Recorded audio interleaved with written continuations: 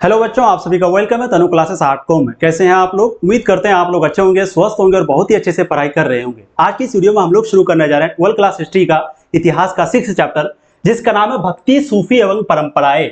उसी का जो है ये हम लोग तीसरा वीडियो लेके आए हैं, यानी कि ये पार्ट 3 है। इससे पहले हम लोग पार्ट 1 पार्ट 2 कंप्लीट कर चुके हैं। जो भी पार्ट 1 पार्ट 2 को नहीं देखे होंगे, प्लीज आप लोग चैनल का प्लेलिस्ट में या फिर वीडियो के नीचे डिस्क्रिप्शन में या फिर यूट्यूब में सर्च कर लीजिएगा, ठीक है। तो पार्ट 1 में हम लोग जो है भक्ति परंपरा के बारे में पढ़े थे, जहां पर वैष्णव धर्म और जो शैव धर्म था जो कि दक्षिण भारत में था, उसको रामानंद जो है दक्षिण भारत से उत्तर भारत में लेके आया था, उसी को भक्ति आंदोलन कहते हैं, है ना। तो उसके बारे में पढ़े थे। फिर जो दूसरा वीडियो बना था वहां पर हम लोग सूफी परंपरा के बारे में पढ़े थे, खानका के बारे में पढ़े थे, थोड़ा छोटा चीज के बारे में पढ़े थे।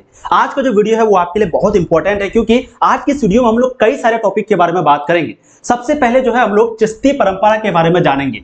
ये चिश्ती परंपरा क्या है, थोड़ा सा अगर इंट्रोडक्शन दें तो जैसे आपका सूफी परंपरा था, ठीक वैसे ही चिश्ती परंपरा भी है। मतलब जैसे उस वक्त में जो है आप सबको पता है, जब यहाँ पर दिल्ली सल्तनत की स्थापना हुई थी 1206 में, तो दिल्ली सल्तनत की स्थापना होने के बाद यहाँ पर मुसलमानों की जो राज है वो शुरू हो गई थी, है ना। और जितने भी मुस्लिम शासक थे वो जो है यहाँ पर शरिया कानून को चलाना चाहता था। कानून का नाम क्या है? शरिया कानून। और शरिया कानून के बारे में कल आपको बताए थे।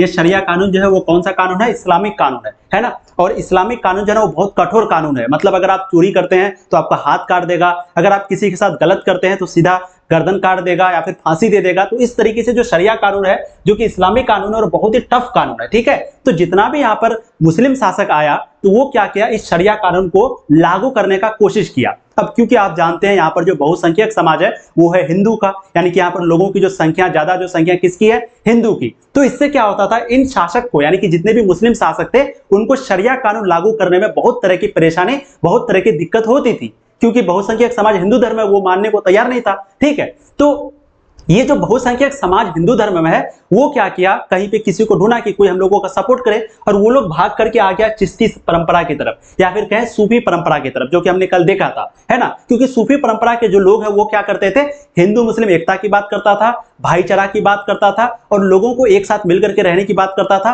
और जो भी क्रूर शासक थे, जो भी मुस्लिम शासक थे, उनका विरोध करता था। मतलब जो भी क्रूर शासक, निरंकुश शासक, मतलब कि जो इस तरह का कानून को लेके आता था, तो जो सूफी परंपरा के लोग थे या फिर चिश्ती परंपरा के लोग थे वो भी उनका विरोध करता था। अब अगर वो उनका विरोध करेगा तो ऑटोमेटिक है कि बहुसंख्यक समाज जो हिंदू धर्म का है वो इधर आकर्षित होगा ही होगा इन लोगों की तरफ, है ना। अब जब बहुसंख्यक समाज हिंदू धर्म इन लोगों की तरफ आने लगा तो उधर जो मुस्लिम शासक था उनको भी लगा, अरे इस तरीके से तो हम लोगों का विरोध होगा, फिर हम लोग यहाँ पर शासन नहीं कर पाएंगे। तो फिर जो मुस्लिम शासक था वो भी आने लगा चिश्ती परंपरा की तरफ, ठीक है। तो याद रखिए, इधर जो है मुस्लिम शासक भी, इधर जो है आपका, ध्यान से मैं इसको साफ साफ लिखता हूं ताकि चीजें आपको समझ में आए। देखिए इधर जो है मुस्लिम शासक, इधर जो है मुस्लिम शासक भी इसकी तरफ आने लगा, ठीक है। और इधर जो हिंदू समाज है, ये जो हिंदू समाज है, ठीक है, मैं सिर्फ हिंदू समाज लिख देता हूं, हिंदू समाज भी इसकी तरफ आने लगा। तो इधर जो है हिंदू समाज इधर आने लगा, चिश्ती परंपरा की तरफ क्यों आने लगा? तो क्योंकि उनको मुस्लिम शासक का विरोध करना था, क्रूर शासक का, उनको निरंकुश शासक का विरोध करना था, क्योंकि वो शरिया कानून लागू कर रहा था। तो ये लोग भी आया चिश्ती परंपरा की तरफ, क्योंकि चिश्ती परंपरा वाले जो लोग थे वो हिंदू मुस्लिम एकता की बात, भाईचारा की बात करता था, और वो इसका विरोध करता था मुस्लिम शासक का। तो ये लोग इधर जब आने लगा तब इनको मुस्लिम शासकों को डर लगने लगा कि हम लोगों का कहीं विरोध ना हो जाए, तो वो भी जो है चिश्ती परंपरा की ओर आने लगा। अब इससे हुआ क्या कि चिश्ती परंपरा जो है ना बहुत शक्तिशाली हो गया, अब इन लोगों का प्रभावशाली हो गया। मतलब समझिए, अब दोनों अगर इसी का बात को सुनेगा तो ऑटोमेटिक है कि ये जो है अपना बोलबाला, इनका प्रभावशाली, इनका जो समाज में दबदबा है वो बहुत बढ़ गया। तो इसी के बारे में इस चैप्टर में पढ़ते हैं, ठीक है। फिर हम लोग यहाँ पर आज रामानंद के बारे में पढ़ेंगे। रामानंद के बारे में तो आप जानते हैं, वही जो कि दक्षिण भारत से भक्ति आंदोलन को उत्तर भारत में लेके आया था। फिर हम लोग यहाँ पर संत कबीर के बारे में पढ़ेंगे, कबीर का दोहे के बारे में, कबीर जो कि हिंदू मुस्लिम एकता की बात करता था। फिर हम लोग गुरु नानक के बारे में बात करेंगे, जो कि सिख धर्म की स्थापना किया, और इनका ये भी हिंदू मुस्लिम एकता की बात करता था। फिर हम लोग यहाँ पर मीराबाई के बारे में जानेंगे। मीराबाई के बारे में तो कल बताए थे कि ये जो है ना, मीराबाई जो है ये अपने आप को कृष्ण भगवान की प्रेमिका बताती थी, तो इसके बारे में जानेंगे। फिर हम लोग जानेंगे चैतन्य महाप्रभु के बारे में, वही चैतन्य जो कि सिर्फ 20 साल की उम्र में सन्यास बन गए थे, सिर्फ 20 साल की उम्र में। जैसे सन्यास आज के दिन कितने साल में बनता है? 40 साल, 50 साल, 60 साल, लेकिन ये सिर्फ 20 वर्ष की उम्र में, यानी कि हम लोगों का उम्र में ये क्या बन गया था? सन्यासी बन गया था। तो इन्हीं के बारे में एक एक करके सारी चीजों को समझेंगे, और आज जो है ये चैप्टर को हम लोग समाप्त करेंगे। बस आप लोगों से रिक्वेस्ट है, ध्यान से क्लास को देखिएगा, ठीक है। और प्लीज वीडियो को आप लोग फटाफट से शेयर कर दीजिए, अपने सारे दोस्तों को ज्वाइन कर लीजिए। आपको शेयर करने में 10 सेकंड का समय लगेगा, लेकिन सबको अगर ज्वाइन हो जाएगा तो बहुत ही मजे से आराम से शांति से सिर्फ वीडियो को देखिए और बस सारी चीजें आपको यहीं पे याद हो जाएंगी, सारी चीजें आपको समझ में आ जाएंगी। ठीक है, चलिए शुरू करते हैं बच्चों। ये आपका पार्ट 3 है, याद रखिएगा। पहला टॉपिक है उप महाद्वीप में चिश्ती सिलसिला।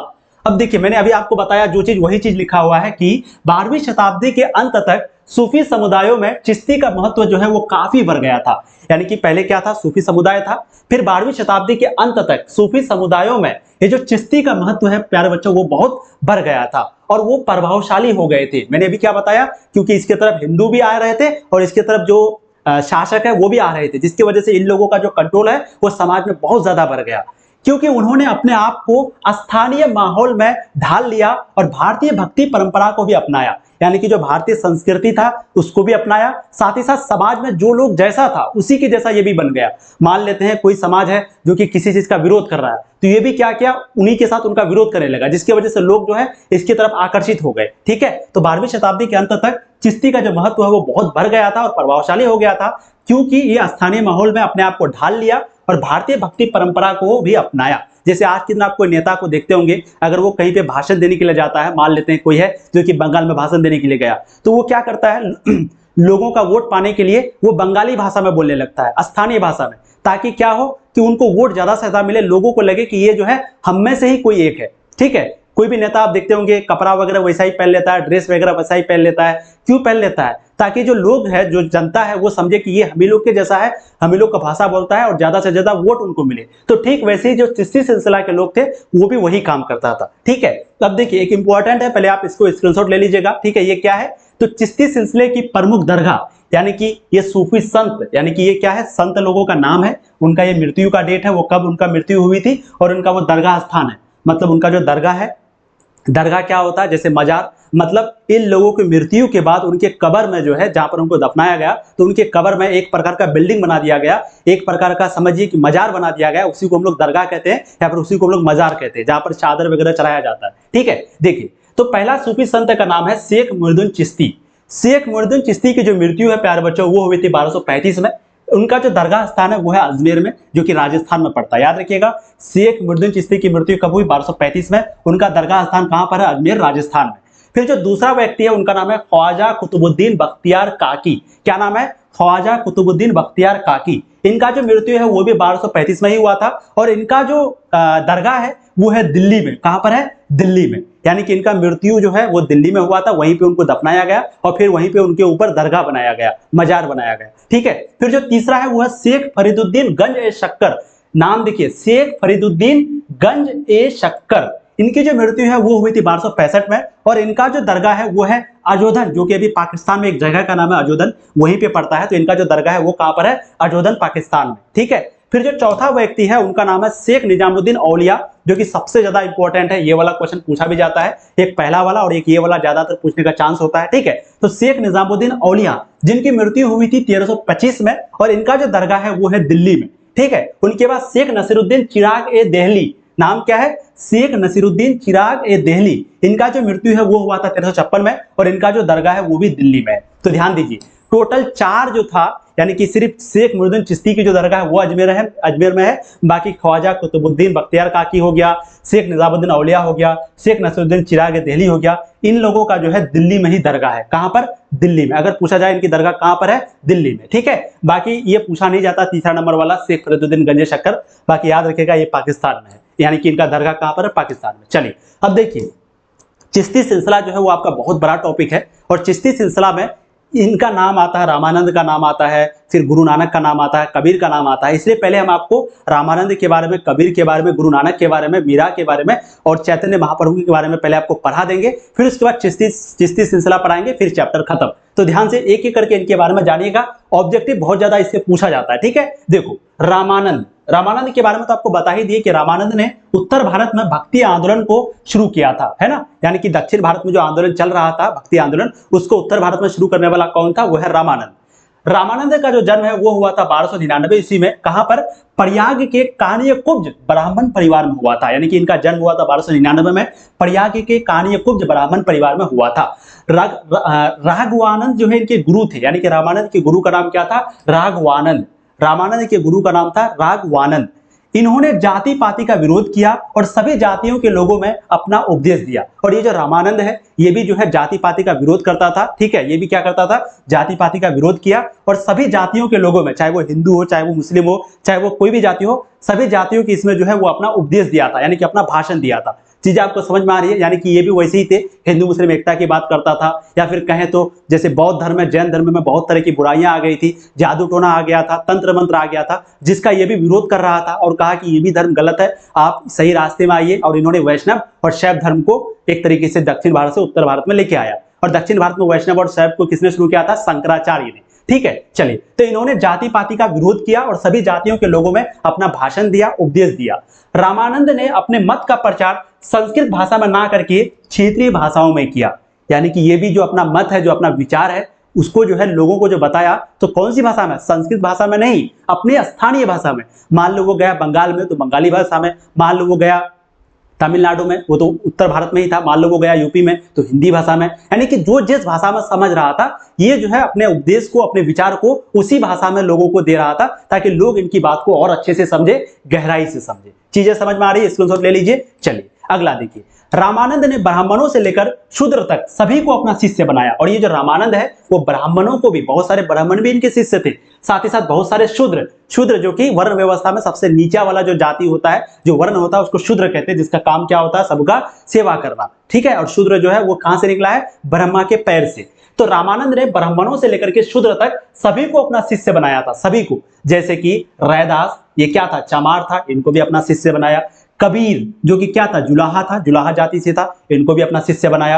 राजपूत, पीपा, पीपा जो पीपा है वो क्या था, राजपूत था, इनको भी अपना शिष्य बना। इसी तरीके से इसका बहुत सारा शिष्य है, हम लोग बस 3 एग्जाम्पल यहाँ पर लिए हैं, ठीक है। चीजें समझ में आ गई। तो इन्होंने जो है ब्राह्मणों से लेकर के शूद्र तक सभी को अपना शिष्य बनाया और फिर अपना उपदेश दिया और सभी लोगों को आकर्षित किया, ठीक है। और ये उनका कुछ एग्जाम्पल है। तो रामानंद के बारे में बस याद रखिएगा, इनका पैदाइश कब हुआ था, ये भक्ति आंदोलन को यहाँ पर उत्तर भारत में लेके आया, और ये जो है जाति पाति का ये भी विरोध करता था, और ये भी जो है स्थानीय भाषा में अपना भाषण को देता था, संस्कृत में नहीं। चलिए, अब जो दूसरा व्यक्ति है वो है कबीर, जो कि बहुत इंपॉर्टेंट है, ध्यान से सुनिए। देखिए, कबीर का जन्म जो है वो हुआ था 1425 ईस्वी में, एक विधवा ब्राह्मणी के गर्भ से हुआ था। देखिए, कबीर के बारे में ना अभी भी दुविधा बनी हुई है कि ये मुस्लिम था या हिंदू, अभी भी कोई फिक्स नहीं कर पाता है, क्योंकि कोई प्रूफ नहीं है, ठीक है। लेकिन एक अनुमान के मुताबिक ऐसा बताया जाता है कि कबीर का जो जन्म है वो हुआ था 1425 ईस्वी में, एक विधवा ब्राह्मणी के गर्भ से हुआ था। विधवा ब्राह्मणी गर्भ का मतलब क्या हो गया कि वो जो है ना विधवा थी।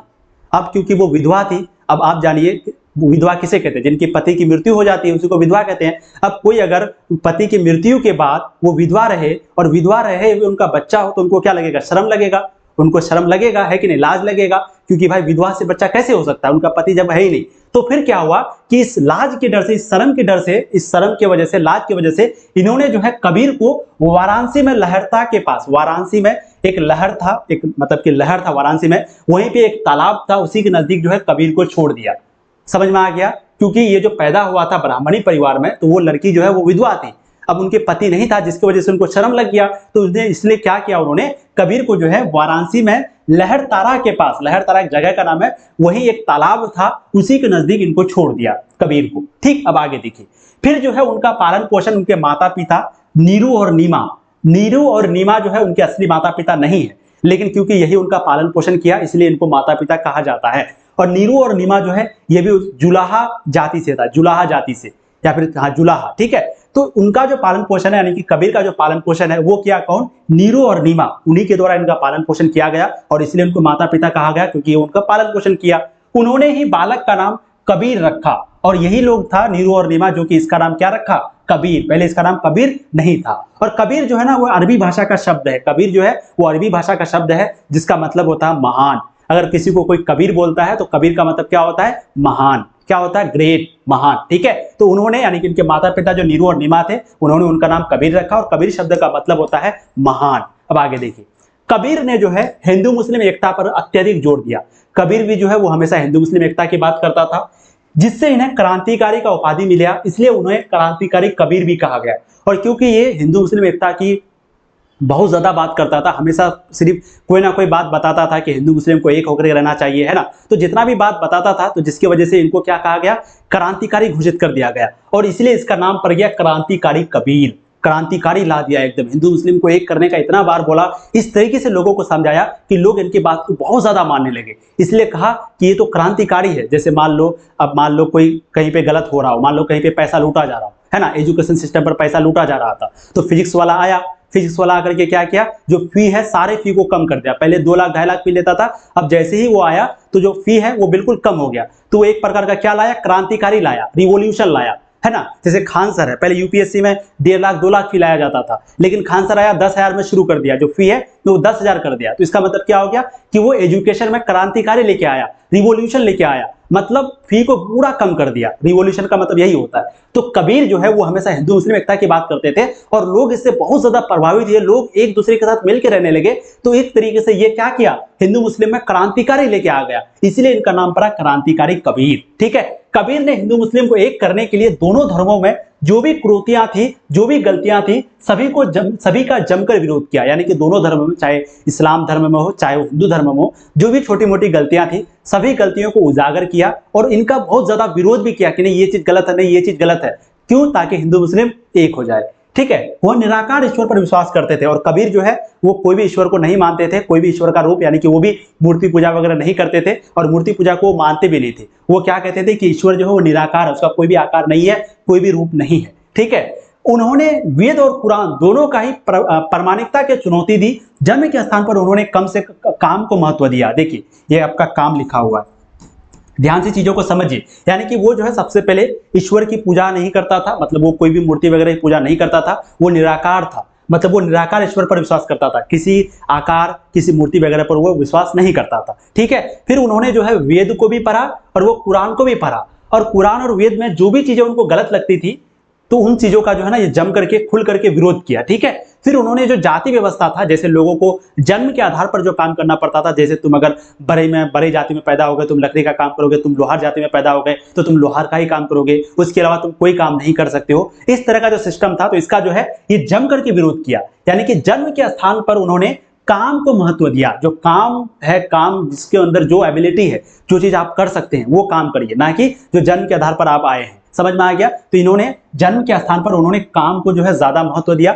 मूर्ति पूजा, मंदिर, मस्जिद, तीर्थ, व्रत आदि का उन्होंने बहुत ज्यादा आलोचना किया। यानी कि इन्होंने मूर्ति पूजा को कहा कि गलत है, इन्होंने मंदिर पर जो जाते थे उनको भी गलत कहा, मस्जिद में जो जाते थे उनको भी गलत कहा, जो भी तीर्थ यात्रा करते थे, जो हज वगैरह करते थे, जो भी केदारनाथ वगैरह जो भी तीर्थ यात्रा करते थे उनको भी, जो भी व्रत रखते थे, जो भी रोजा, जो भी फास्टिंग रखते थे, उनका भी जो है ये बहुत ज्यादा आलोचना किया, विरोध किया। कौन? कबीर। ठीक है, ये एकदम हिंदू मुस्लिम एकता की बात करता था और न्यूट्रल रहने के लिए लोगों को कहता था। इस प्रकार कबीर ने अपने युग में क्रांतिकारी एवं प्रगतिशील विचारधारा को जन्म दिया और सभी प्रकार की असमानता का खूब विरोध किया, है ना। इस प्रकार से उन्होंने जो है अपने युग में, यानी कि जब वो थे तो उन्होंने क्रांतिकारी एवं प्रगतिशील विचारधारा का मतलब हिंदू मुस्लिम एक होकर के रहना, और क्रांतिकारी ला दिया था हिंदू मुस्लिमों के बीच में। और साथ ही साथ सभी प्रकार के जितने भी असमानता था, जितना भी ऊंच नीच था, तुम नीचा जाति का हो तुम ऊपर जाति का हो, इनका जो है ना ये जम करके खुल करके विरोध किया, किसी से किसी तरह का डर नहीं रखा। ठीक है, इन जीवनी में यह भी बताया गया है कि कबीर को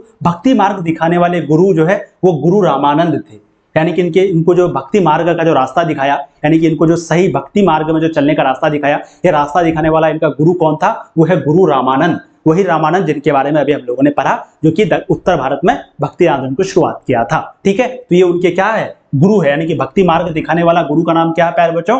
रामानंद। किसको? कबीर को जो दिखाया था। ठीक है, लेकिन फिर भी यह विवाद बना हुआ है कि कबीर हिंदू थे या मुसलमान। लेकिन यह विवाद अभी भी बना हुआ, क्योंकि वो हिंदू का भी खिलाफ करते थे, मुस्लिम का भी। अब लोगों को भी कंफ्यूजन होने लगा कि ये हिंदू था या मुसलमान, क्योंकि कोई प्रूफ है नहीं। ठीक है, इतिहासकार अपने मन से या फिर इतिहासकार को कोई छोटा मोटा प्रूफ मिला होगा जिसकी वजह से वो बता रहा है लोगों को। ठीक है, तो हम लोगों ने रामानंद के बारे में देख लिया, कबीर के बारे में देख लिया। अब अगला टॉपिक है वो है गुरु नानक।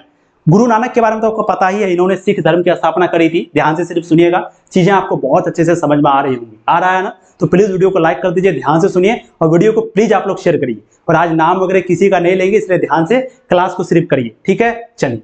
गुरु नानक, बाबा गुरु नानक जो है ना वो भी एक हिंदू व्यापारी परिवार में जन्मे थे। यानी कि ये भी क्या थे?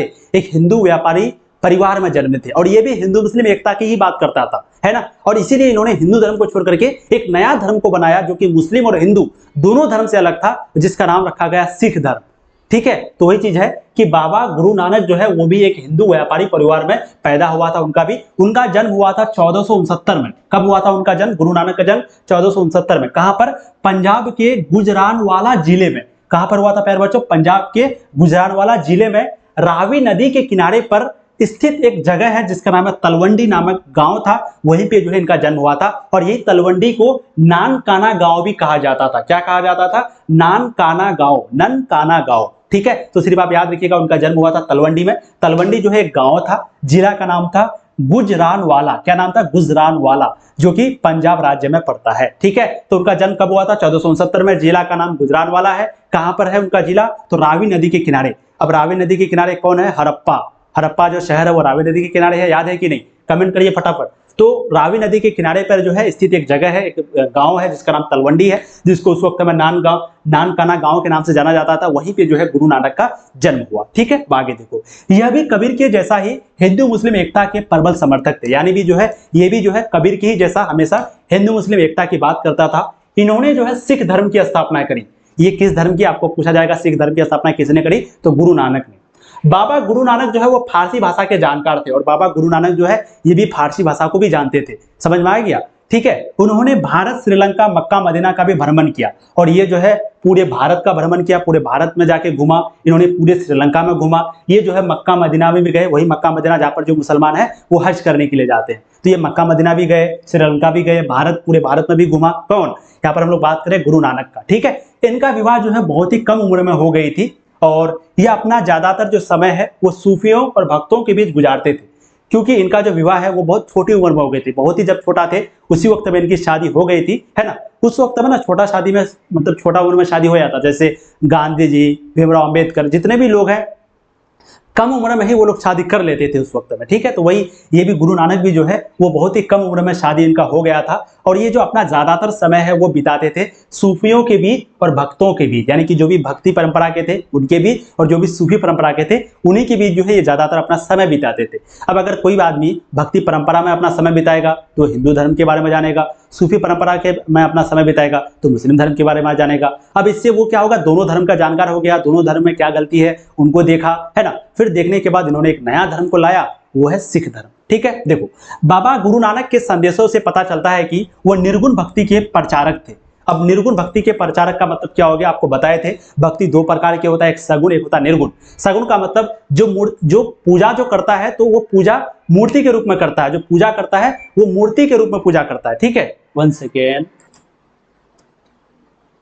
जी। तो आपको हम बताए थे सगुण भक्ति के बारे में, निर्गुण भक्ति के बारे में। सगुण भक्ति मतलब जो पूजा करता है तो वो निराकार नहीं, वो साकार का होता, मतलब वो मूर्ति जिसको मानता है कि हाँ मूर्ति पूजा है वो सही है। और निराकार निर्गुण भक्ति का मतलब क्या? जो पूजा तो करता है लेकिन वो किसी भी प्रकार का मूर्ति को नहीं मानता है। ठीक है, तो ये जो बाबा गुरु नानक थे प्यारे बच्चों, ये भी जो है मतलब उनका संदेशों से पता चलता है ऐसा कि ये भी जो है ना निर्गुण भक्ति का था, मतलब ये सगुण भक्ति का नहीं था। ठीक है, बाबा गुरु नानक हिंदू तथा मुसलमानों के धर्म ग्रंथों को भी नहीं माना, और ये बाबा गुरु नानक जो है वो हिंदू धर्म के जितने भी ग्रंथ थे उसको भी नहीं माना, और मुसलमानों के जो भी धर्म ग्रंथ थे, चाहे वो कुरान शरीफ हो, जैसे हिंदू धर्म के चाहे वेद हो, चाहे वो महाभारत हो, चाहे वो भगवत गीता हो, किसी को नहीं माना। मुसलमानों के पुराण भी जो है वो हिंदू धर्म का है, मुसलमानों के जैसे कुरान शरीफ हो गया, जैसे हदीस हो गया, इन किताबों को वो नहीं माना। ठीक है, उनके बाद धर्म के सभी बाहरी आडंबरों का मतलब क्या बताए थे आपको? आडंबरों का मतलब जैसे कि ढोंग कोई करता है, कोई करता ना, कह रहे तुमको हम ये काम करो तुम वहां चल जाओगे, तुम स्वर्ग चले जाओगे, जन्नत चले जाओगे, ऐसा बोलता है। तो ये जो है धर्म के सभी बाहरी आडंबरों जैसे कि यज्ञ हो गया, मूर्ति पूजा, कठोर ताप आदि को भी उन्होंने पूरी तरीके से अस्वीकार किया, अर्थात इनको भी उन्होंने नकार दिया। यानी कि ये मूर्ति पूजा को भी नहीं मानता था, यज्ञ को भी नहीं मानता था, और जो भी आडंबर था, बाहरी आडंबर, उनको ये नहीं मानता था। कौन? गुरु नानक। ठीक है, गुरु नानक ने अपने विचार को पंजाबी भाषा के माध्यम से अपने अनुयायियों के सामने रखा, और गुरु नानक जो है अपने विचार को पंजाबी भाषा में, किस भाषा में? पंजाबी भाषा में अपने अनुयायी मतलब उनको जो मानते थे, उनके जो फॉलोअर थे, उनके सामने में रखा। यानी कि सिंपली कहा कि देखो इस धर्म में ये गलत है, इस धर्म में ये गलत है, ये लोग गलत रास्ते में चल रहा है, हम तुमको ये रास्ता दिखाते, तुम ये रास्ता में चलो। उसी को जो है वो पंजाबी भाषा में लिखा और अपने अनुयायियों को बताया, अपने फॉलोअर को बताया। ठीक है, नानक की मृत्यु के बाद, यानी कि गुरु नानक के जस्ट मृत्यु के बाद, उनके जो भी फॉलोअर थे, उनके जो भी अनुयायी थे, उन्होंने अपने आप को हिंदू और मुसलमान दोनों से अलग चिन्हित किया। यानी कि जैसे ही गुरु नानक की मृत्यु हुई तो गुरु नानक के जस्ट मृत्यु के बाद उनके जो भी मानने वाले थे, उनके जो भी फॉलोअर थे, वो अपने आप को ना ही हिंदू कहा ना ही मुसलमान, वो कहा कि हम लोग अलग है ना, वो लोग अलग चिन्हित किया। नानक जो है वो सिखों के प्रथम गुरु हैं। नानक को क्या कहा जाता है? सिखों के प्रथम गुरु। सिख धर्म को स्थापना करने वाले नानक, और इनको सिखों के प्रथम गुरु कहा जाता है। इनके जो फॉलोअर है, इनके जो अनुयायी है, वो इन्हें नानक या फिर नानक देव या फिर बाबा नानक या फिर नानक शाह इसके नाम से इसको पुकारते हैं। क्या क्या? या तो कोई इसको नानक कहता है, या इसको कोई नानक देव जी कहता है, या फिर कोई इनको बाबा नानक कहते हैं, या फिर कोई इनको नानक शाह नामों से इनको संबोधित करते हैं, इनको पुकारते हैं, इनको इज्जत करते हैं, रिस्पेक्ट करते हैं। ठीक है। नानक अपने व्यक्तित्व में दार्शनिक, योगी, गृहस्थ, धर्म सुधारक, समाजक, कवि, देशभक्त, विश्व बंधु सभी के गुण समेटे हुए थे। यानी कि नानक, गुरु नानक में वो क्या था? तो वो जो है ना दार्शनिक था, लोगों को अच्छी अच्छी बातें बताता था, किस तरीके से चलना चाहिए, कैसे चलना चाहिए वो बताता था। ये योगी भी था, ये गृहस्थ भी था, है ना, गृहस्थ भी, लोगों को घर कैसे संभालना चाहिए। ये धर्म सुधारक भी था। धर्म सुधारक का मतलब कोई भी जाति में कोई चीज तरह का गलतियां हैं, कुरीतियां हैं, ये उसको भी सुधारते थे। और साथ ही साथ ये समाजस्थ, यानी कि सोसाइटी, समाज को भी सुधारने वाला, समाज को सही रास्ता दिखाने वाला, ये सारे का गुण जो है वो किसके अंदर था? गुरु नानक के अंदर था। ठीक है प्यारे बच्चों, समझ में आ रहा है ना आपको? चलिए आगे देखिए। गुरु नानक के उपदेशों को गुरु ग्रंथ साहिब में संग्रह किया गया है और सिखों का यह धर्म ग्रंथ भी है। तो याद रखिएगा, अगर आपको प्रश्न पूछा जाए कि गुरु साहिब के द्वारा या फिर गुरु नानक के द्वारा जो भी उपदेश दिया गया, जो भी भाषण दिया गया है, तो उसको कहां पर जमा किया गया है? उसको जमा किया गया है गुरु ग्रंथ साहिब में। एक ग्रंथ है जिसका नाम है गुरु ग्रंथ साहिब, वहीं पे जमा किया गया है। और सिखों का जो है ना ये गुरु ग्रंथ साहिब जो है वो क्या है? सिखों का धर्म ग्रंथ है। याद रखिएगा, जैसे हमने बताया मुसलमानों का धर्म ग्रंथ का नाम क्या है? कुरान शरीफ। हिंदू धर्म का धर्म ग्रंथ क्या है? तो भगवद गीता, वेद, पुराण या फिर एक महाभारत। तो वैसे ही यहाँ पर गुरु नानक का जो उपदेशों का ग्रंथ है उनका नाम क्या है प्यारे बच्चों? तो उनका नाम है गुरु ग्रंथ साहिब। और इसमें क्या लिखा हुआ? तो गुरु नानक के द्वारा जो भी उपदेश दिया गया था, जो भी लोगों को अच्छी अच्छी बातें बताई गई थी, वो सारी चीज जो है इस ग्रंथ में लिखा हुआ है। समझ में आ गया? तो गुरु नानक के बारे में, रामानंद के बारे में, कबीर के बारे में आप लोगों ने जाना। अब जो अगला टॉपिक है प्यारे बच्चों वो है मीराबाई। अब मीराबाई भी बहुत इंपॉर्टेंट है और आप लोगों को बताए थे कि मीराबाई जो कि अपने आप को किसकी पत्नी बताते थे, किसकी प्रेमिका बताते थे? विष्णु की। जैसे अंडाल था, तो अंडाल जो है वो अपने आप को ये कृष्ण की, ये अपने आप को कृष्ण की प्रेमिका बताते थे। अंडाल जो है वो अपने आप को विष्णु की प्रेमिका बताते थे। उसके बाद एक था कराईकल अम्मारियार नाम की एक लड़की थी जो कि अपने आप को शिव की प्रेमिका बताती थी, या फिर कहें कि वो शिव की पूजा करते थे। ठीक है। और अंडाल में जो एक लड़की थी जिसका नाम, एक अंडाल जो लड़की थी जिसका नाम अंडाल था, वो अपने आप को किसकी प्रेमिका बताती थी? आपको बताए थे, फटाफट कमेंट करिए किसकी बताती थी? अभी तो बताए, विष्णु की, बिल्कुल। और मीराबाई जो है अपने आप को कृष्ण की प्रेमिका बताती थी। ठीक है। देखिए मीराबाई, इनका जन्म हुआ था 1498 में। कहां पर? मेरता जो है वहीं पे एक गांव था जिसका नाम था कुसली। तो मेरता एक जगह का नाम है, उनका जो जन्म है वो मेरता का एक गांव है जिसका नाम है कुसली। वहीं पे जो है मीराबाई का जन्म हुआ था। कब? 1498 में। ठीक है।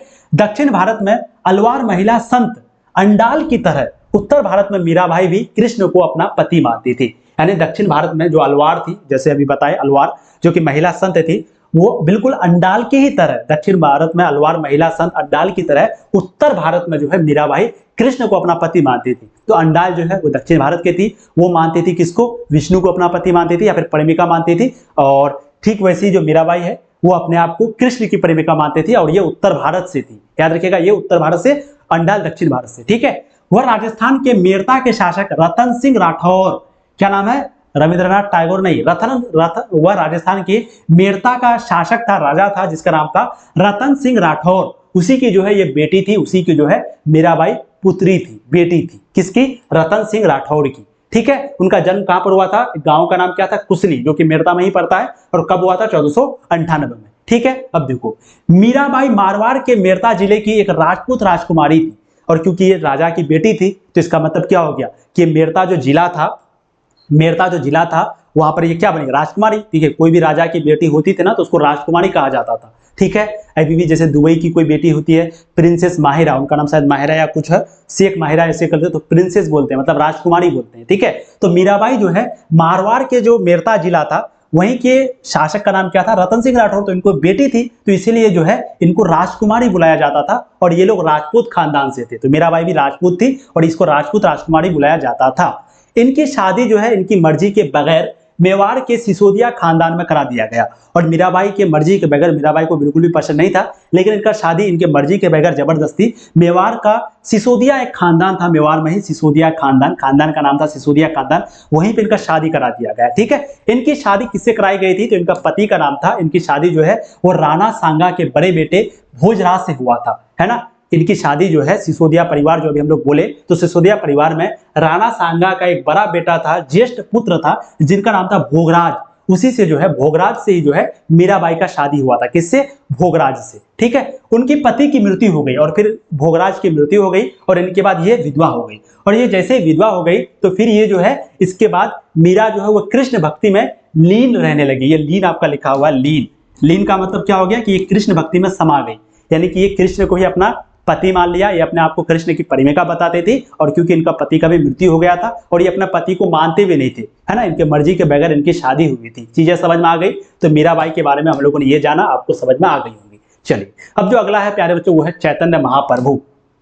ये सारा इंपॉर्टेंट है इसलिए आपको बता रहे हैं, इसमें से ऑब्जेक्टिव क्वेश्चन पूछा जाता है। थोड़ा सा आप एक बार देख लीजिएगा, डेट वगैरह याद नहीं रहे कोई दिक्कत नहीं, बट कहानी आपको 100% रहेगा। जैसे हमने कबीर के बारे में बताया, वो हिंदू मुस्लिम एकता की बात करता था, गुरु नानक भी हिंदू मुस्लिम एकता की बात करता था। उन्होंने जो है सिख धर्म की स्थापना करा। रामानंद जो कि उत्तर भारत में भक्ति आंदोलन की शुरुआत करी। उनके बाद मीराबाई के बारे पढ़े, जो कि कृष्ण को अपना प्रेमिका बताती थी, अपने आप को प्रेमिका बताती थी कृष्ण भगवान का। समझ में आ गया? इतना आसान। अब हम लोग चैतन्य महाप्रभु के बारे में बताते हैं। देखो, चैतन्य महाप्रभु की पैदाइश हुई थी 1486 में और इनका जो मृत्यु है वो हुआ था 1533 में। ठीक है, इनका जो जन्म है वो हुआ था बंगाल के नदिया जिले में एक ब्राह्मण परिवार में हुआ था। यानी कि जो चैतन्य महाप्रभु है इनका भी पैदाइश कहां पर हुआ था? बंगाल के नदिया जिले में एक ब्राह्मण परिवार है, वहीं पे इनका पैदाइश हुआ था।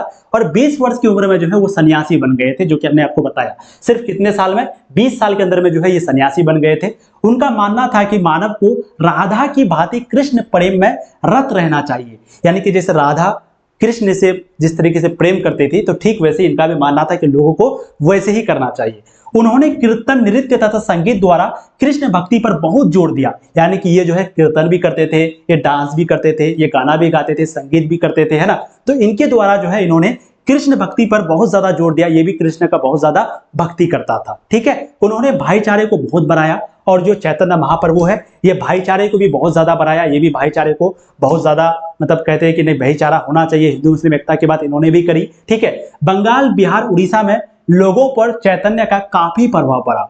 ये तो पैदा हुए थे बंगाल में, लेकिन उस वक्त में बंगाल, बिहार, उड़ीसा मिला हुआ था। तो बंगाल, बिहार, उड़ीसा में लोगों पर जो है ना चैतन्य का बहुत बड़ा प्रभाव पड़ा, क्योंकि हमेशा अच्छी अच्छी बातें बताती थी, लोगों को जाति पाति से दूर करता था और ये भी हिंदू मुस्लिम एकता की ही बात करता था। उनका दार्शनिक मत क्या है? अचिंत्य भेदा भेदवाद, अचिंत भेदा भेदवाद। यानी कि इनका जो दार्शनिक मत है, इन्होंने जो भी फिलोसफी दिया, जो भी दार्शनिक इनका मत है, तो उनको कहा क्या? उनका नाम क्या रखा गया? अचिंत्य। क्या लिखा गया? अचिंत्य भेद भेदा भेदवाद, अचिंत्य भेदा भेदवाद। ये जो है उनका दार्शनिक मत का नाम है। ठीक है, तो बस छोटा सा है चैतन्य महाप्रभु के बारे में, समझ में आपको आ गई होंगी। चलिए, अब हमने आपको क्या बताया था कि चिश्ती संप्रदाय के बारे में अब हम लोग यहाँ पर शुरू कर रहे हैं और ये आपका इस चैप्टर का लास्ट टॉपिक है, इसलिए ध्यान से सुनिए। चिश्ती संप्रदाय खत्म, ये कहानी खत्म। One of the most important और बहुत डिफिकल्ट, मतलब ये जो चैप्टर ना बहुत हार्ड है। आप एनसीईआरटी में पढ़िएगा, ये बहुत सारा पॉइंट आपको नहीं मिलेगा और बहुत सारा चीज आपको समझ में नहीं आएगा। ठीक है, तो मैं उम्मीद करता हूं आपको पार्ट 1 भी समझ में आया होगा, 2 भी और 3 भी। अगर आया है तो कमेंट एक बार कर दीजिएगा क्लास खत्म होने से पहले। ठीक है, चलिए अब देखिए चिश्ती खानका में जीवन कैसा था। चिश्ती खानका, खानका का मतलब आपको बताए थे जहां पर लोग अपना जो भी धर्म का प्रचार करता था तो कहीं पे ना वो रुक जाता था। खानका भी एक तरह का घर जैसा बना हुआ था, हॉल टाइप का बना हुआ था, जहां पर सभी धर्मों के लोग आते थे, आराम करते थे, है ना। देखिए चिश्ती खानका में जीवन कैसा होता था। खानका जो है वो शेख निजामुद्दीन औलिया यमुना नदी के किनारे ग्यासपुर दिल्ली में था। इसमें छोटे छोटे कमरे थे, एक बड़ा हॉल था जिसे जमात खाना कहते हैं, है ना। तो एक बड़ा हॉल होता था, छोटे छोटे कमरे होते थे, इसी को क्या कहा जाता है? जमात खाना। जमात का मतलब एक प्रकार का ग्रुप होता है, जमात होता है ना, तबलीगी जमात, जमात निकलना मतलब ग्रुप बना करके लोगों का निकलना। तो जहां पर जमाती लोग रहते हैं या फिर जहां पर ग्रुप बना के लोग रहते हैं उन्हीं को जमात खाना भी कहा जाता है। ठीक है, वहां पर छोटा छोटा कमरा भी होता था, एक बहुत बड़ा हॉल भी होता था। जैसे आज के दिन लोग अगर फ्लैट लेंगे तो छोटा छोटा कमरा होता है, एक बड़ा हॉल होता है, ठीक वैसे ही। ठीक है, इन जमात खाना में अतिथि, शेख, शेख का परिवार, सेवक, अनुयायी रहते थे। यानी कि ये जमात खाना में कौन कौन रहता था? जो मेहमान होता था, अतिथि होता था, वो भी रहता था, शेख भी रहता था, शेख का जो परिवार होता वो भी रहता था, जो सेवक होता, जो सेवा करता वो भी रहता है, और इनका जो फॉलोवर होता है, इनको जो मानने वाला होता है, उनके अनुयायी, ये भी जो है जमात खाना में रहते थे, मतलब इन खानका में रहते थे। ठीक है। एक बार मंगोल आक्रमण के कारण लोगों ने खानका में शरण ली थी, और एक बार मंगोल आक्रमण किया था, तो उस वक्त में भी लोगों ने जो है अपना जान बचा करके यही खानका में रहने लगे थे। ठीक है। खानका भी एक प्रकार का क्या है? घर है। आगे देखो, खानका हमें सिपाही, गायक, गुलाम, हिंदू, जोगी, कलंदर आदि के अनुयायी बनने या अपने समस्या का समाधान पाने या ताबीज इत्यादि लेने के लिए आते हैं। यानी कि बहुत सारे लोग जो खानका जाता है, क्योंकि खानका में कौन होता है? तो खानका में सभी धर्म के लोग रहते हैं, ज्यादातर मुस्लिम धर्म के लोग रहते थे। ठीक है। और खानका में जो लोग रहते थे वो या तो धर्म का प्रचार करता था या फिर कोई भी ना कोई काम कर रहा था। ठीक है। तो बहुत सारे लोग थे, जैसे कि सिपाही हो गया, गायक सिंगर हो गया, बहुत सारे गुलाम था, उस वक्त में गुलाम होता था, दास प्रथा था, बहुत सारे हिंदू हो गया, बहुत सारे जोगी हो गया, बहुत सारे कलंदर हो गया। ये सभी लोग जो है उनके अनुयायी बनने के लिए, यानी कि उनके फॉलोअर बनने के लिए, किसके?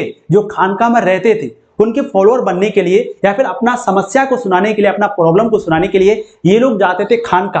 और खानका जाने के बाद वहां पर जो है समाधान पाते थे। यानी कि मान लो कोई गरीब है, किसी को किसी प्रकार का प्रॉब्लम है, तो हम लोग क्या करते हैं? बाबा के पास जाते हैं, किसी के पास जाते हैं, उनको दुखड़ा सुनाते हैं, फिर वो ताबीज वगैरह देता है, या कोई मंत्र पढ़ देता है, या कोई ताबीज पढ़ देता है ना, या कोई सुरा पढ़ देता है, जिससे क्या होता है? लोग उन पर विश्वास करते हैं और फिर वापस आ जाते हैं। तो ठीक वैसे लोग जाता था खानका में अपना प्रॉब्लम का समाधान पाने के लिए, कि हमको जो है गरीब हैं, हमको खाने के लिए नहीं मिल रहा, हमको काम नहीं मिल रहा, हम कैसे क्या करें, इस तरह का समस्या सुनाया जाता था, और फिर इनको ताबीज मिलता था, और ये जो है ताबीज लेने के लिए एक तरीके से जाते थे। ठीक है। तो इस लाइन को एक बार पढ़ लीजिए, आपको समझ में आएगा कि बहुत सारे लोग क्यों जाते थे, या तो ताबीज लेने के लिए, या अपना समाधान, कोई भी समस्या होता उनका समाधान पाने के लिए, या उनके अनुयायी यानी कि उनके फॉलोअर बनने के लिए, या फिर उस धर्म को अपनाने के लिए। ठीक है। आगे, सूफी संतों की कब्रों के लिए तीर्थ यात्रा आम थी, और सूफी संत के जो भी कब्र होते थे, अब सूफी संत का कब्र हम बताए, जैसे दरगाह जिसको हम लोग बोलते हैं, जैसे दिल्ली में था शेख निजामुद्दीन औलिया था, जितना भी आपको नाम हम बताए, तो सभी का दरगाह है। दिल्ली में टोटल 3 दरगाह है, एक अजमेर में दरगाह है। ठीक है। तो वो दरगाह किस चीज का है? तो यही जो सूफी संत लोग थे ना, सूफी संत का मतलब आप सिंपली समझिए, जो इस्लाम धर्म की एक तरह का प्रचारक था, इस्लाम धर्म को जो फैला रहा था। ठीक है। तो उन लोगों का जो कब्र है, उसी पर एक प्रकार का बिल्डिंग बना दिया गया, जिसको मजार या जिसको दरगाह कहा जाता है। समझ में आ गई आपको? दरगाह, जो कि अजमेर में सबसे दरगाह ज्यादा फेमस है। ठीक है। अजमेर का दरगाह आप लोग सुने भी होंगे।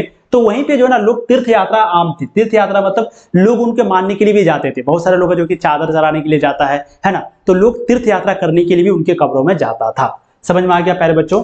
यही जो है आपका है चिश्ती खानका में जीवन कैसा था, जो कि हमने आपको बताया।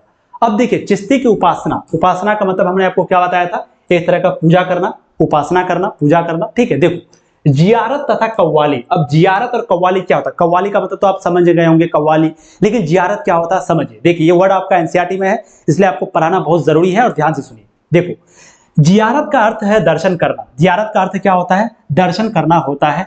पीर की मृत्यु के बाद, यानी कि संत की मृत्यु के बाद, उनके भक्त जो है उनके मकबरा यानी कि उनके कब्र अथवा दरगाह पर अपने अपनी मन्नतों को पूरा करने के लिए आशीर्वाद लेते थे। इस तरह वहां पर लोगों की भीड़ लग जाती थी, जिसे उर्स कहा जाता था। समझ में आ गया? तो जियारत का अर्थ क्या होता है? पहले तो ये समझिए, जियारत का अर्थ होता है दर्शन करना। मतलब होता ना कि हमको जो है वो भगवान के दर्शन हो गई, वो मूर्ति के दर्शन हो गई। ठीक वैसे ही जियारत लोग जो है ना दर्शन करने के लिए जाते थे। पीर आप लोग सुने होंगे, बहुत सारे ये मुस्लिम लोग जो है वो तो आसानी से समझ जाएंगे, लेकिन हम हिंदू धर्म की बात कर रहे हैं। तो वो क्या होता है, जैसे बहुत सारे लोग ना मजार जाते हैं, उर्स लगता है, उर्स का मेला होता है, उर्स होता है, जहाँ पर क्या होता है मजार में रात को एक प्रकार का प्रोग्राम होता है, जहाँ पर बहुत सारे लोग जाते हैं अपने मन्नतों को मांगने के लिए, है ना, कि किसी का मान लो किसी तरह का प्रॉब्लम है, उससे छुटकारा पाने के लिए, किसी का किसी तरह का समस्या हो गया है, किसी से लड़ाई हो गया है, तो उनसे छुटकारा पाने के लिए, है ना, अपने जीवन में सुकून पाने के लिए लोग जो है चादर चढ़ाते हैं और वहां पर जाकर के मन्नत मांगता है। ठीक है। तो वही चीज कहा जा रहा है कि जियारत का जो अर्थ होता है वो दर्शन करना, यानी कि लोग उनको देखने के लिए जाते हैं, उनका दर्शन करने के लिए जाते हैं। और पीर की मृत्यु के बाद जो उनके भक्त थे, उनकी मृत्यु के बाद जो उनके भक्त थे, भक्त का मतलब जो उनको मानते थे, तो वो क्या किया, पीर की कब्र पर एक प्रकार का मकबरा बना दिया, एक प्रकार का मजार बना दिया, और लोग जो है उसी को हम लोग दरगाह कहते हैं, और लोग वहीं पर जाते हैं अपनी मन्नतों को पूरा करने के लिए। और आशीर्वाद पाने के लिए, यानी कि वहां जाने पर ऐसा माना जाता है कि जो मन्नत है वो पूरा हो जाता है, ऐसा माना जाता है। और इस तरह वहां लोगों की भीड़ लग जाती थी, जिसको हम लोग उर्स कहते हैं। और उर्स का मेला हमको लगता है हर कोई जानते होंगे। उर्स का मेला नहीं जानते हैं तो यूट्यूब में देख लीजिए, समझ में आ जाएगा। ठीक है, देखो सूफी संतों के दरगाह में जियारत पूरी इस्लामिक विश्व में प्रसिद्ध है। और सूफी संतों के दरगाह में जो जियारत होती थी, जियारत का मतलब दर्शन करना, जियारत का मतलब दर्शन करना, तो सूफी संतों के दरगाह में जो जियारत होती थी वो पूरे इस्लामिक विश्व में, यानी कि पूरी दुनिया में ये फेमस है, प्रसिद्ध है। ठीक है, कव्वाली जो है वो अरबी शब्द है जिसका मतलब होता है कहना। अब देखिए, जियारत का मतलब आपको समझ में आ गया, दर्शन करना होता है। और दर्शन लोग क्यों करने जाते थे? तो दर्शन सिर्फ इसलिए करने जाते थे अपना मन्नतों को पूरा करने के लिए, अपना प्रॉब्लम समस्या को बताने के लिए और कुछ सॉल्यूशन पाने के लिए। और मन्नत पूरा हो जाता है ऐसा माना जाता है, इसलिए लोग जाते थे जियारत करने, मतलब पीरों की दर्शन करने, इसलिए दरगाह जाते थे। अब हम लोग दूसरा वर्ड है कव्वाली। कव्वाली जो है एक अरबी शब्द है, कव्वाली एक अरबी शब्द है, याद रखिएगा, जिसका मतलब क्या होता है? कहना, यानी कि उनको कहना, उनसे कोई बात कहो तो कव्वाली उसका मतलब होता है। जियारत अथवा कव्वाली की अवसर पर आशीर्वाद तथा बरकत की मन्नत की जाती है। यानी कि जियारत अथवा कव्वाली की जो अपॉर्चुनिटी होती है, इस पर लोग आशीर्वाद तथा बरकत की मन्नत करते हैं। मतलब कोई अगर कव्वाली वगैरह गाता है ना, आप सुनते होंगे, कव्वाली में क्या होता है? 4-5 लोगों का ग्रुप होता है, फिर एक तरफ से सब लोग मिलकर के एक बोलते हैं, फिर 4-5 आदमी बोलते हैं, वो होता है कव्वाली। यूट्यूब में वो भी सर्च कर लेना कव्वाली क्या होता है। तो कव्वाली और जियारत लोग सिर्फ इसलिए करते थे ताकि उनको मन्नत, यानी कि उनकी जो कामनाएं हैं, जो उनकी मन्नतें हैं, वो पूरी हो जाए। तो बहुत सारे होता है कव्वाली में कोई गीत को गाया जाता है कि अपने माँ बाप का दिल ना दुखा, अपने माँ बाप का दिल ना दुखा, तो वो एक प्रकार का कव्वाली है। लेकिन कव्वाली में भी एक सही बात को मांगा जा रहा है, सही बात को बोला जा रहा है कि अपने माँ बाप का दिल दुखाना चाहिए, नहीं। तो उसी चीज को कव्वाली के फॉर्मेट में लोग कहता है ताकि लोगों को अच्छा भी लगे और समझ में भी आ जाए। और जियारत का मतलब दर्शन करना, तो दर्शन और जो कव्वाली गाया जाता था वो सिर्फ बरकत की मन्नत से, बरकत का मतलब होता है, बरकत का मतलब आप समझिए ना, वो क्या बोलते हैं उसको, जैसे कृपा होना, मतलब जैसे आप मान लो कोई काम कर रहे हो, है ना, कोई पैसा कमा रहे हो, तो पैसा जो है ना वो आपका बर्बाद नहीं हो रहा, मतलब बरकत हो रहा है। मतलब जैसे आप मान लो 10,000 रुपया कमाए, 10,000 में आपका 9,000 10,000 बच गया, तो ये क्या हो गया? बरकत हो गया। बरकत का मतलब आप समझिए आपके पास ज्यादा फालतू खर्च नहीं होता, चाहे बीमारी से बच गए, आप किसी तरह का एक्सीडेंट से बच गए, आप फजूल खर्ची से बच गए, दारू शराब में पैसा आपका नहीं उड़ा, तो वो एक प्रकार का बरकत होता है। ठीक है, तो बरकत पाने के लिए जो है लोग जियारत अथवा कव्वाली करते थे। ठीक है, चीजें समझ में आ गई होगी। अगला देखिए, जियारत अथवा कव्वाली की दृष्टि से सबसे अधिक पूजनीय जो है दरगाह ख्वाजा मोइनुद्दीन चिश्ती की है।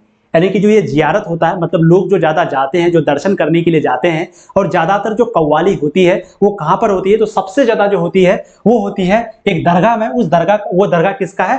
ख्वाजा मोइनुद्दीन चिश्ती की दरगाह। किसका दरगाह है? ख्वाजा मोइनुद्दीन चिश्ती की दरगाह। समझ में आ गया? तो सबसे ज्यादा जो कव्वाली होता है और जो लोग दर्शन करने के लिए जाते हैं, चादर चढ़ाने के लिए जाते हैं, जिस दरगाह में जाते हैं, उस दरगाह जो है वो दरगाह किसका है? ख्वाजा मोइनुद्दीन चिश्ती की दरगाह है। और जिन्हें हम लोग गरीब नवाज के नाम से भी जानते हैं, तो इनको हम लोग ख्वाजा गरीब नवाज भी बोलते हैं या फिर गरीब नवाज भी कहते हैं। ठीक है, और इसी का सबसे ज्यादा दर्शन होता है। ठीक है, इन दरगाह का सर्वप्रथम किताबी वर्णन 14वीं शताब्दी में हुई थी। और इन दरगाह के बारे में सबसे पहले जो लिखा गया था, वर्णन जो किया गया था, वो किया गया था 14वीं शताब्दी में। मोहम्मद बिन तुगलक जो कि पहले राजा थे जो इस दरगाह यानी कि ख्वाजा मोइनुद्दीन चिश्ती की दरगाह में आए थे। मोहम्मद बिन तुगलक के बारे में तो आपको पता ही है ना।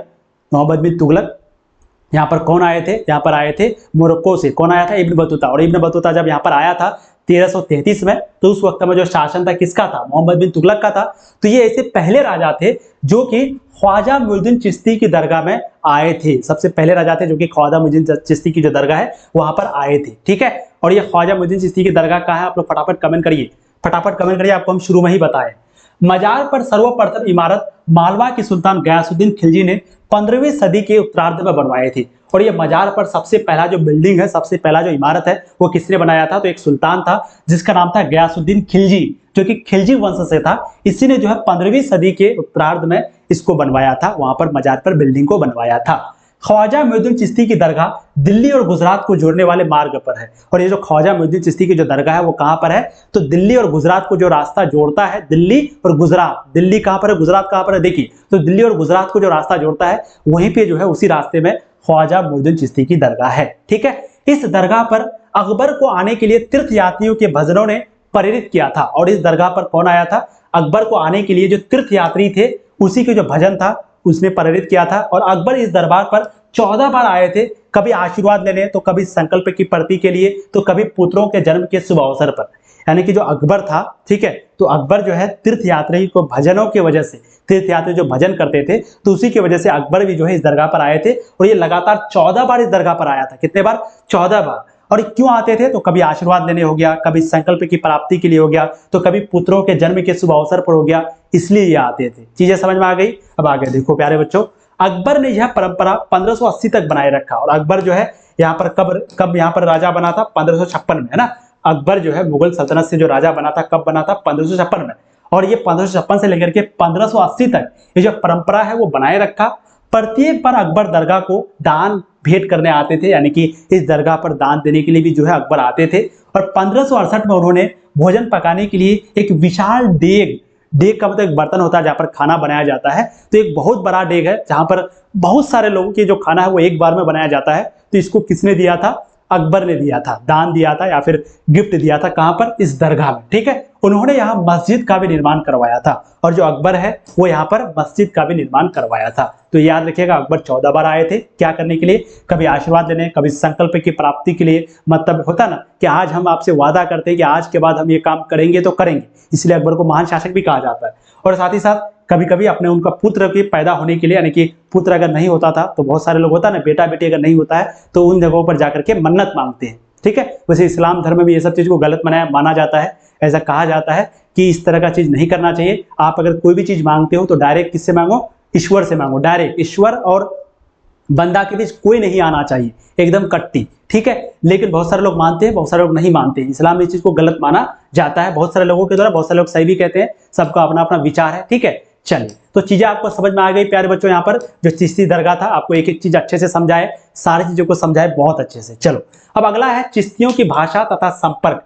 चिश्तियों की भाषा क्या था और वो संपर्क कैसे करते थे लोगों से, अब इसको समझिए, ठीक है। देखिए, चिश्तियों ने स्थानीय भाषा के साथ साथ हिंदी भाषा में भी अपना बातचीत करना लगा। यानी कि चिश्ती जो स्थानीय भाषा, मतलब कहीं पे भोजपुरी चलता, भोजपुरी में बोलने लग गया, कहीं पे बंगाली चलता, बंगाली बोलने लग गया। इसके साथ साथ ये जो है ना, हिंदी भाषा में भी बातचीत करना शुरू किया, ठीक है। बाबा फरीद गज्जे शक्कर जिसका नाम था, बाबा फरीद ने भी काव्य रचनाएं अपनी क्षेत्रीय भाषा में की, जिसका उल्लेख गुरु ग्रंथ साहिब में है। गुरु ग्रंथ साहिब जो कि सिख धर्म के ग्रंथ है, तो वहां पे जो बाबा फरीद है, उनका जो भी कोई ऐसा रचनाएं हैं जो कि उसी क्षेत्र भाषा में वो लिखा है, कोई ऐसा रचनाएं हैं जो कि बाबा फरीद के द्वारा लिखा गया है, तो वो कहाँ पर है? वो गुरु ग्रंथ साहिब में लिखा गया है। समझिए कितना वो लोग मिलजुल के रहते थे कि उनका जो उपदेश है वो गुरु ग्रंथ साहिब सिख धर्म में लिखा गया, ये मुस्लिम और ये सिख, लेकिन उनका जो भी काव्य रचना है वो लिखा गया सिख धर्म में। समझ में आ गया आपको? सूफियों ने कई प्रकार की कविताएं लिखी, जिससे यह मालूम पड़ता है कि सूफी तथा चिश्ती अपनी भाषा के साथ साथ भक्ति परंपरा को भी जानते थे। समझ में आ गया? तो सूफियों ने कई ऐसे प्रकार की कविताएं लिखा, जिससे हम लोगों को पता चलता है कि वो अपना जो परंपरा था, सूफी परंपरा और चिश्ती परंपरा, उसको तो वो मानता ही था, लेकिन उसके साथ साथ वो भक्ति परंपरा को भी मानता था। ये उनके कविताएं से पता चली। चीजें समझ में आ गई आपको? Very good. चलिए, चिश्ती संप्रदाय की विशेषता। एक देखिए, बहुत सारे लोग जो है ना, यहाँ पर अलग अलग जाति के लोग होते हैं, अलग अलग धर्म के लोग होते हैं। हम यहाँ पर आपको जो चीज़ें जानकारी के लिए है वो चीज़ पढ़ा रहे हैं। आपका यहाँ पर टॉपिक एसजीपीडी से लिया गया है, एनसीईआरटी से लिया गया है, इसलिए आप सिर्फ न्यूट्रल होकर के सारी चीज़ों को देखें। ये आपका पढ़ाई है, इस चीज़ों को आप किसी चीज़ से मत जोड़िए। जितना चीज़ आपका इंपॉर्टेंट है हम आपको उतना चीज़ बता रहे हैं, बहुत सारी चीज़ को काट रहे हैं, बहुत सारी चीज़ को जोड़ रहे हैं ताकि आपको चीज़ें समझ में आए, ठीक है। तो ये सारा चीज़ आपके लिए, जो जानकारी हम दे रहे हैं वो सिर्फ आपके लिए दे रहे हैं, ठीक है। वीडियो को लाइक जो नहीं किए कर दीजिएगा फटाफट से, अभी भी बहुत सारे लोग लाइक नहीं किए। चैनल को सब्सक्राइब कर दीजिए अगर पहली बार आए तो, प्यारे बच्चों इतना मेहनत करते हैं आप लोगों के लिए, ठीक है। चलिए, जो देखो मुस्लिम लोग तो वो तो सारा चीज अभी समझ रहा होगा, दरगाह के बारे में, उर्स के बारे में सब कुछ जानता होगा, चादर चलाया जाता, मन्नत मांगा जाता, सब कुछ जानता होगा सारी चीजें, ठीक है। लेकिन जो हिंदू धर्म है उनको भी समझाना जरूरी है, तो इसलिए बस थोड़ा सा डिटेल में आपको बता रहे हैं बस। चलो, अब है चिश्ती संप्रदाय की विशेषता, यानी कि चिश्ती संप्रदाय की विशेषता क्या थी इसको जानते हैं। देखिए, चिश्ती संप्रदाय अथवा समुदाय में यह विशेषता थी कि वो बड़े सादगी, यानी कि सिंप्लिसिटी और संयम से अपना जीवन गुजारते थे। यानी कि चिश्ती संप्रदाय के, चिश्ती समुदाय के जो भी लोग थे, जो भी चिश्ती समुदाय से आते थे, तो वो लोग जो है ना बहुत ही सादगी होते थे, बहुत ही सिंपल होते थे, एकदम सदा दिल जिसको कहते हैं, बहुत ही नॉर्मल, बहुत ही प्यार से रहते थे। और ये बहुत ही संयम, अपने गुस्से पर बहुत कंट्रोल रखते थे, किसी को भी बिना मतलब का गाली वगैरह गलौज नहीं करते थे। गुरु नानक भी वैसे थे, कबीर भी वैसे थे, रामानंद भी वैसे थे, ठीक है। सत्ता से उन्हें कोई लेना देना नहीं होता था और इनको सत्ता से कोई मतलब नहीं होता था। जो सत्ता चला रहा जो राजा है, इनको सत्ता से कोई लेना देना नहीं होता था, लेकिन सत्ता में बैठे राजाओं का आदर और उसके नियमों का पालन करता था। सत्ता से तो कोई मतलब नहीं होता था, लेकिन सत्ता पर जो राजा होता था उनका ये आदर भी करता था और उनके द्वारा जो नियम लागू किया जाता था उन नियम को ये मानता भी था। ये उनका क्या है, विशेषता है, मतलब उनका खूबी है। आगे, चिश्ती सत्ताधारी वर्ग से कभी भी किसी चीज का मांग नहीं करते थे और जो चिश्ती संप्रदाय के लोग होते थे वो सत्ताधारी से यानी कि राजाओं से, महाराजाओं से किसी भी प्रकार का कोई भी चीज मांग नहीं करता था, कोई भी चीज नहीं मांगता था। लेकिन पर अगर उन्हें बिना मांगे दे दिया जाए तो वो इसे इनकार भी नहीं करते थे। वो कभी राजा महाराजाओं से कोई चीज तो नहीं मांगते थे, लेकिन अगर उनको कोई चीज दे दिया जाए राजाओं के द्वारा, महाराजाओं के द्वारा, उस वक्त के सुल्तान के द्वारा, शासक के द्वारा, तो ये उनको मना भी नहीं करता था, है ना। कहता ठीक है, जब आ रहा फ्री का तो फिर क्यों नहीं लेंगे, ठीक है, लेकिन मांगते नहीं थे। वो इसे स्वीकार करके खानका महफिलों में खर्च कर देते थे और कोई राजाओं के द्वारा कोई अगर गिफ्ट दिया जाता था उनको ये स्वीकार कर लेता था और फिर इनको कहाँ खर्च करता था, जो खानका होता था। खानका मतलब वही जहां पर लोग बैठते थे, वही यार खानका, तो खानका पर खर्च करता था। कोई महफिल होता था, महफिल का मतलब कोई मीटिंग होता था, किसी प्रकार का कोई प्रोग्राम होता था, वहां पर भी जो है इन पैसों को खर्च किया जाता था या फिर उन गिफ्ट को खर्च किया जाता था। चीजें समझ में आ गई। आगे देखो, ये क्या है, ये उनका खूबी है, ठीक है।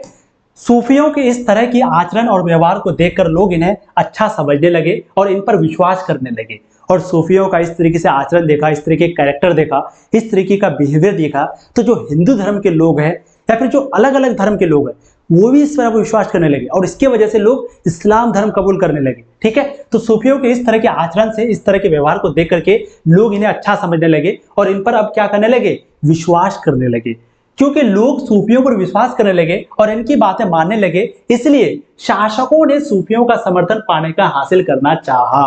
अभी बताया ना आपको, इस तरह का बिहेवियर था तो लोग जो है ना इस पर अट्रैक्ट हो गया। मतलब लोग, भाई अब इस तरह का बिहेवियर रहेगा तो लोग उनको तो मानेगा ही ना हीरो, कि अरे भाई बहुत अच्छा आदमी है, बेचारा कभी किसी धर्म का गलत बात नहीं बोलता है। तो इससे क्या हो गया, शासक वर्ग जो था, जो राजा था, उनको लगा अरे ये लोग तो उसके तरफ जा रहा है, अब हमको सूफियों से मिलना होगा। जैसे आज के दिन कोई सेलिब्रिटी होता है, कोई हीरो होता है, उनका कितना फैन होता है, तो नेता लोग क्या करता है, हीरो को सीधा लेके आ जाता है। क्यों? ताकि अगर वो हीरो को लेके आएगा तो हीरो का जो भी फैन रहेगा वो नेता को वोट दे देगा। तो ठीक वैसे ही जो शासक वर्ग थे, जो राजा महाराजा थे, वो भी अब सूफियों का समर्थन पाने के लिए, उसका हासिल करने के लिए, उनका समर्थन पाने के लिए चाहा। क्यों? ताकि लोग उनको जो सपोर्ट करते हैं वो हमको भी करें। इसी तरह का संबंध सूफी और राज्य अर्थात राजाओं के बीच था और यही संबंध था सूफी और राजाओं के बीच। इसी तरह का संबंध राजा और सूफी के बीच जो संबंध था वो आप लोगों ने देखा। शेख निजामुद्दीन औलिया के अनुयायी उन्हें सुल्तान उन शेख कहकर संबोधित करते थे। यानी कि शेख निजामुद्दीन औलिया के जो फॉलोअर थे, शेख निजामुद्दीन औलिया के जो अनुयायी थे, जो फॉलोअर थे, वो उनको किस नाम से बुलाता था, सुल्तान उन शेख कहकर उनको संबोधित करते थे। चीजें आपको समझ में आ गई। तो प्यारे बच्चों, ये उनका क्या है, विशेषता है। किसका? चिश्ती संप्रदाय के लोगों का। चिश्ती संप्रदाय में सूफी लोग भी आते हैं और चिश्ती भी आते हैं, याद रखिएगा, कंफ्यूज नहीं होना। चिश्ती संप्रदाय, सूफी संप्रदाय दोनों सेम है, बस अब कुछ दिमाग मत लगाइए, ठीक है। ये उनकी विशेषता थी। अब छोटा छोटा टॉपिक है, जैसे अमीर खुसरो, दो टॉपिक है बस। अमीर खुसरो जो है कौन है, तो अमीर खुसरो का जो जन्म है वो हुआ था 1253 में, ठीक है। अमीर खुसरो का जन्म कब हुआ था बच्चों, 1253 में, और इनकी मृत्यु कब हुई थी, 1325 में। और अमीर खुसरो जो है वो एक संगीतज्ञ और एक बहुत ही महान कवि थे, है ना। अमीर खुसरो क्या थे, एक संगीतज्ञ थे और बहुत महान कवि थे। और ये जो है शेख निजामुद्दीन औलिया के फॉलोअर थे, यानी कि अमीर खुसरो जो है वो शेख निजामुद्दीन औलिया के फॉलोअर थे, ठीक है। कौल, कौल जो है वो एक अरबी भाषा का शब्द है जिसका मतलब होता है कहावत। ये आपका एनसीईआरटी में दिया हुआ, इसलिए आपको बता रहे हैं। कौल जो है वो एक अरबी भाषा का शब्द है जिसका मतलब होता है कहावत। और कौल जो है वो कव्वाली के पहले और आखिर में गाई जाती है। यानी कि जब कव्वाली गाया जाता है तो कौल जो है ना उससे पहले गाया जाता है, कव्वाली शुरू होने से पहले, और कव्वाली खत्म होने के बाद कौल को गाया जाता है, ठीक है। और कौल जो अरबी भाषा का शब्द है, मतलब क्या होता है, कहावत। मतलब क्या होता है, कहावत। अमीर खुसरो का जन्म आपको बता दिए, ये क्या था, संगीतज्ञ क्या था, महान कवि था। अब प्यारे बच्चों, इस चैप्टर का जो है हो गया द एंड। हिस्ट्री का सबसे ज्यादा इंपॉर्टेंट भी है, साथ ही साथ सबसे ज्यादा डिफिकल्ट चैप्टर कहा जाता है इसको, जो कि हो गया खत्म। अब आप लोग वीडियो खत्म होने से पहले जो कमेंट का ऑप्शन आएगा वहां पर कमेंट करना है आज का क्लास आपको कैसा लगा, प्लीज आप लोग बताइएगा, आप लोगों से हम्बल रिक्वेस्ट है। और इसके बाद इस चैप्टर का सब्जेक्टिव और ऑब्जेक्टिव क्वेश्चन भी करवाया जाएगा, ठीक है। फिलहाल आप वीडियो को लाइक कर दीजिए, चैनल को सब्सक्राइब कर दीजिए और प्लीज जाते जाते आप लोग स्टेटस लगाइएगा। कैसा लगा आप लोग प्लीज अपने दोस्तों को बताइएगा प्यारे बच्चों, क्योंकि आपको पता है बहुत मेहनत लगती है एक वीडियो बनाने में, कंटेंट तैयार करने में, चेंज करने में, आप सबको पता है। लेकिन हम आपको पूरा कोशिश करते हैं कि चीजें जो है वो अच्छे से समझ में आ जाए। जब आपको हम इतना करते हैं तो आपका कर्तव्य बनता है आप वीडियो को शेयर करिए, लाइक जरूर करिए, जितने लोग देखते हैं लाइक करिए, चैनल को सब्सक्राइब करिए और प्लीज आप लोग प्यारा सा कमेंट करिएगा क्लास कैसा लगा। कोई चीज अगर समझ में नहीं आया है तो वो भी बताइए ताकि हम आपको नेक्स्ट वीडियो में थोड़ा सा क्लियर कर दें। अब इसका सब्जेक्ट ऑब्जेक्टिव होगा और बिल्कुल सिलेबस खत्म होगा। ठीक है, थैंक यू सो मच। जो भी पीडीएफ लेना चाहते हैं, जो भी कोर्स लेना चाहते हैं, बस वो कुछ नहीं, तनु क्लासेस ऐप को प्ले स्टोर से डाउनलोड कर लीजिए। वहां पर मेरा नंबर भी दिया हुआ है ऐप में ही, वहां पर हमको कॉन्टेक्ट करिए और पीडीएफ कोर्स जो भी लेना हो खुद से भी ले सकते हैं। अगर कुछ जानना हो तो उस नंबर पर कॉन्टेक्ट कर सकते हैं। ठीक है, थैंक यू सो मच बच्चों, बाय बाय, मिलते हैं नेक्स्ट क्लास में। तब तक के लिए जय हिंद। ऐसी पढ़ाई करते रहिए, ऑल द वेरी बेस्ट।